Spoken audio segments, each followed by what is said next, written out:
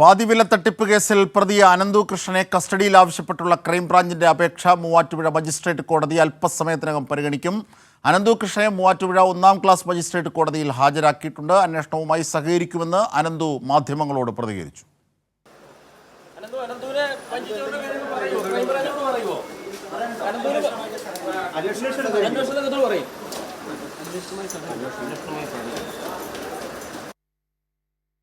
തീർച്ചയായും ഇപ്പോൾ നമ്മോടൊപ്പം അനന്തു കൃഷ്ണൻ്റെ വാക്കുകളുടെ കൂടുതൽ വിശദാംശങ്ങളുമായി ജോസിൽ ഞങ്ങളുടെ പ്രതിനിധി ചേരുകയാണ്. ജോസിൽ, എന്തൊക്കെയാണ് അനന്തു കൃഷ്ണൻ പറഞ്ഞത്? ഈ പോകുന്ന വഴിക്ക്, കോടതിയിൽ ഹാജരാക്കുന്ന വഴിക്കാണ് മാധ്യമങ്ങൾ ആരാഞ്ഞത്. എന്തൊക്കെയാണ് അനന്തു കൃഷ്ണൻ പറഞ്ഞത്?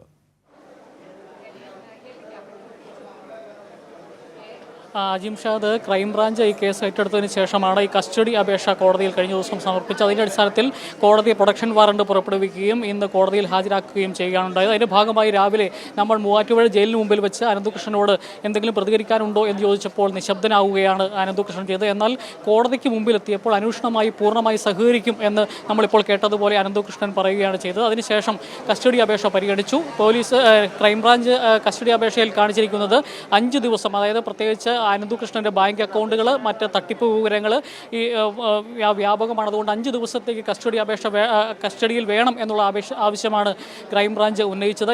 എന്നാൽ ഇത് എല്ലാം പോലീസ് പരിശോധിച്ച കാര്യമാണ് എന്നുള്ളതാണ് പ്രതിഭാഗം വക്കീൽ വാദിച്ചത്. അതിൻ്റെ അടിസ്ഥാനത്തിൽ ഇപ്പോൾ ഏതായാലും 2 ദിവസത്തേക്ക് അനന്തകൃഷ്ണനെ ക്രൈംബ്രാഞ്ച് കസ്റ്റഡിയിൽ വിട്ടിരിക്കുകയാണ്. ഏതാനും കുറച്ച് നിമിഷങ്ങൾക്കുള്ളിൽ തന്നെ അനന്തകൃഷ്ണനെ തിരിച്ച് ക്രൈംബ്രാഞ്ച് കസ്റ്റഡിയിൽ എടുത്ത് കൊണ്ടുപോകും. അജീബ് ഷാദ്. ജോസിൽ, ഏറ്റവും പ്രധാനപ്പെട്ടത് അതിൻ്റെ നടപടിക്രമങ്ങൾ എന്നതിനപ്പുറത്തേക്ക് അനന്തകൃഷ്ണൻ കോടതിയിൽ ഹാജരാക്കുന്ന വേളയിൽ മാധ്യമങ്ങൾ ചോദിച്ചതിന് എന്തൊക്കെയാണ് ഉത്തരം പറഞ്ഞത്? എന്തൊക്കെയാണ് മാധ്യമങ്ങളോട് അനന്തകൃഷ്ണൻ പ്രതികരിച്ചത്?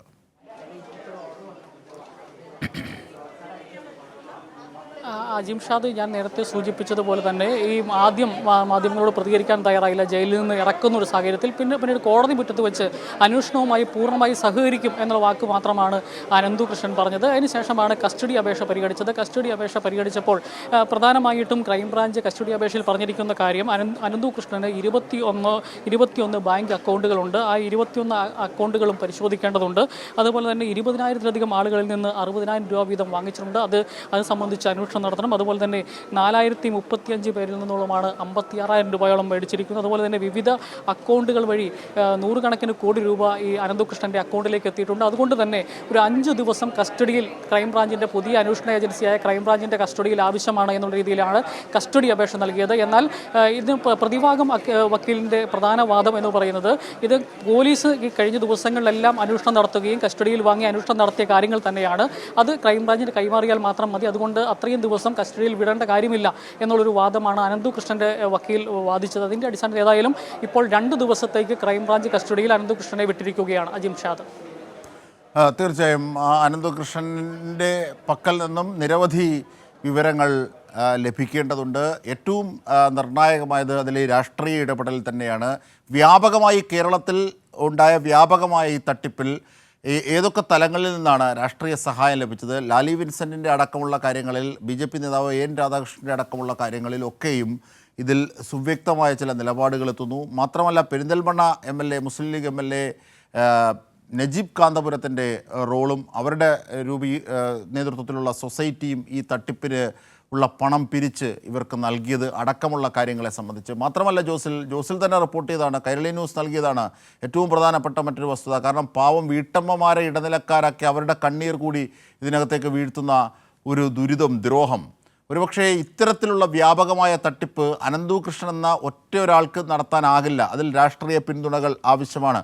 അതാണ് എറണാകുളത്തെ ഫ്ലാറ്റിലെ റെസിഡൻസ് അസോസിയേഷൻ, അദ്ദേഹം അഡ്വക്കേറ്റ് കൂടിയാണ്, നരസിംഹൻ കൈരളി ന്യൂസിനോട് ഈ കാര്യങ്ങളെ സംബന്ധിച്ച് പ്രതികരിച്ചത്. അപ്പോൾ ഇങ്ങനെയൊക്കെയുള്ള ആഴങ്ങൾ ബോധ്യമാകേണ്ടതുണ്ട്. അതാണ് ക്രൈംബ്രാഞ്ചിൻ്റെ മുന്നിലുള്ള ഏറ്റവും വലിയ വെല്ലുവിളിയും. തീർച്ചയായും അനന്തകൃഷ്ണനെ ഇപ്പോൾ കോടതിയിൽ ഹാജരാക്കിയിരിക്കുകയാണ്.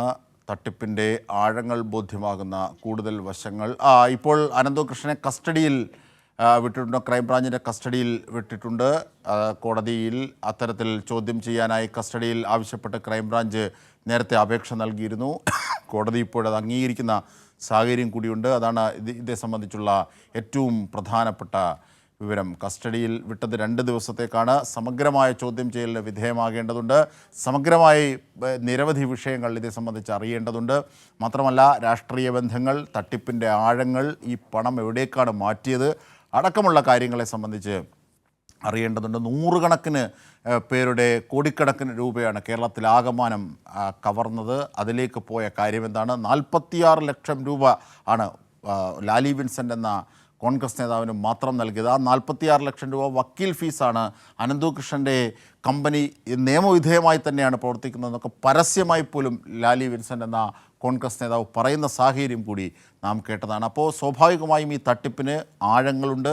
ആ ആഴങ്ങൾ ബോധ്യമാകുന്നതിനാണ് ഇപ്പോൾ ക്രൈംബ്രാഞ്ച് ഇത്തരത്തിലൊരു നിർണായക നീക്കം 2 ദിവസത്തെ കസ്റ്റഡിയിൽ ആവശ്യപ്പെട്ട്, ചോദ്യം ചെയ്യാനായി കസ്റ്റഡിയിൽ ആവശ്യപ്പെട്ട് കോടതിയെ സമീപിക്കുന്നത്. കോടതി അത് അംഗീകരിച്ചിരിക്കുന്നു എന്നാണ്. പ്രതി അനന്തകൃഷ്ണനെ 2 ദിവസത്തെ കസ്റ്റഡിയിലേക്ക് വിട്ടിരിക്കുകയാണ്. ക്രൈംബ്രാഞ്ചിൻ്റെ കസ്റ്റഡിയിലേക്ക് വിട്ടിരിക്കുകയാണ് കോടതി.